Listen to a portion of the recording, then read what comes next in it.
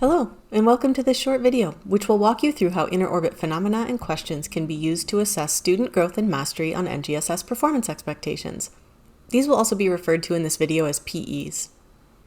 InnerOrbit is a site where you can find engaging, real-world phenomena, accompanied by scaffolded questions that you can use to build any type of assessment you need for your classroom. These assessments will provide you with detailed reporting so that you can adjust instruction, assess mastery of NGSS science standards, or prepare students for high-stakes district and state science assessments. Today, we will dig into how InnerOrbit phenomena can be used to assess NGSS performance expectation HS-PS22. This is a high school, HS, physical science, PS, performance expectation, and content related to this PE is often taught during a unit on forces and motion. Students who demonstrate understanding of this PE will know specific DCI or disciplinary core idea content about forces, motion, and conservation of momentum. They will apply that knowledge by doing the SEP, the science and engineering practice, of using mathematical relationships to explain phenomena. And all of this will happen through the lens of the CCC, or the cross-cutting concept, defining the boundaries and conditions of a system in order to describe it. These three dimensions of the PE come together to ask students to use a mathematical representation to support the claim that the total momentum of a system of objects is conserved when there is no net force acting on the system. Now that we're familiar with the performance expectation, let's take a look at how InnerOrbit phenomena can be used to assess it. Because our goal is to leverage phenomena to engage students in making sense of the world around them, rather than to have them simply memorize facts and represent knowledge that they learned in class, it's best to select phenomena for assessments that have not been discussed in your classroom. This is why you will see multiple phenomena on InnerOrbit for each of the NGSS performance expectations.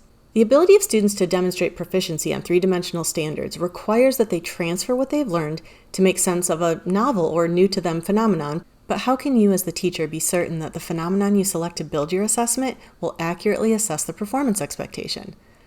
Let's use the phenomenon, how does a stock car send this wheel flying, as an example. Students are introduced to a NASCAR pit stop scenario, during which the car comes in way too fast, striking a wheel that has been placed on the ground. In the GIF, students can see that a crew member is even put in danger and has to jump onto the hood of the car to avoid being struck.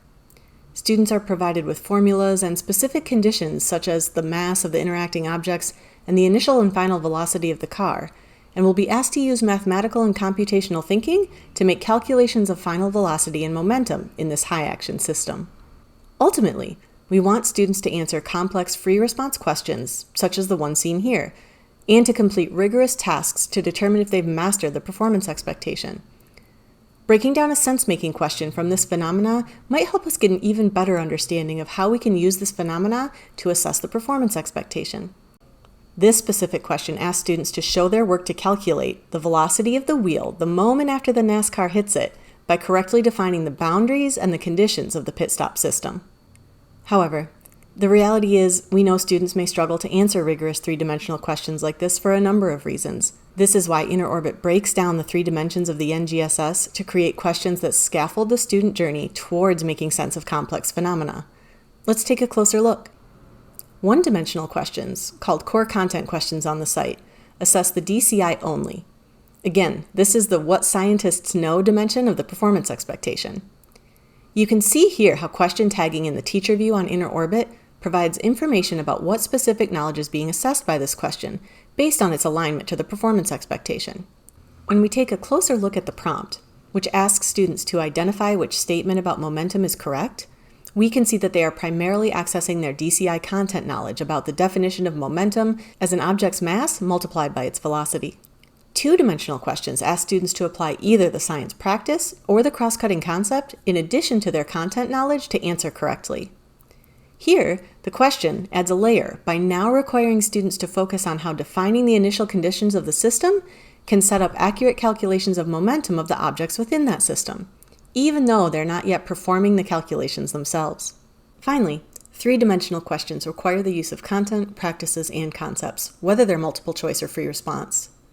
Here, students are asked to evaluate a mathematical calculation, addressing the SEP of using mathematical and computational thinking, to determine if the conditions of the system have been correctly defined and incorporated into the calculation, hitting on that CCC of systems and system models, to confirm that the calculation of momentum for the wheel is incorrect because the car did not come to a complete stop after striking it, finally touching on that DCI content knowledge. On InnerOrbit, you can find multiple phenomena for every NGSS performance expectation, and you can use the 3 question types we just discussed to build any type of assessment you want. After you've assessed your students, you will have access to detailed 3-dimensional data so that you know where kids are excelling and where they may be struggling. Thank you for joining us for this detailed walkthrough about how InnerOrbit phenomena can be used to assess NGSS performance expectations. Please reach out to our team if you have any additional questions.